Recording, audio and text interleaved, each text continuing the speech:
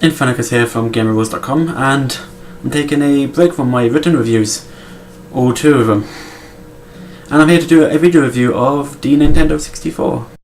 The Nintendo 64, or N64 as some people like to call it, was Nintendo's way of combating the PlayStation, which at the time was a huge hit with such games as Final Fantasy VII, Metal Gear Solid, Spyro the Dragon, and Crash Bandicoot. Needless to say that the N64 also had games to combat this, such as Super Mario 64, Donkey Kong 64, Banjo-Kazooie, and Lilac Wars, and not to mention Zelda or Ocarina of Time. The Nintendo 64 boasted 64-bit processing, a lot like the Atari Jaguar, which was the world's first 64-bit console, which ended up being a huge failure in the end. This surpassed the 32-bit gaming which PlayStation provided. However, because of the high cost of making the game in 64-bit, not many consoles made games that showed the full extent of the N64.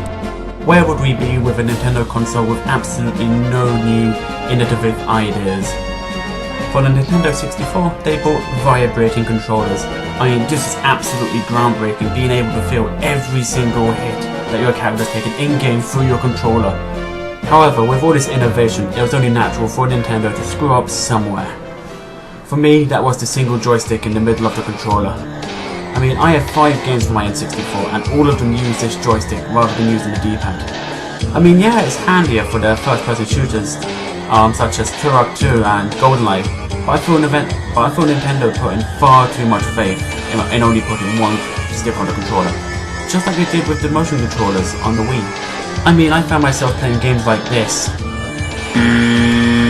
as opposed to like this, how I would normally hold a controller. I suppose if I was going to say anything good about the controller, it would be the location of the Z trigger. Because I've noticed when playing first-person shooters, it actually makes me feel like I'm firing a gun. That's pretty badass. For its time, the N64 was one of a kind, a 64-bit console that actually worked and held its own. And for that, it will always go down in console folklore.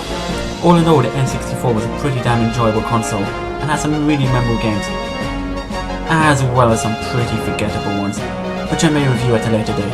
Infernikus here for GamerRules.com, signing off.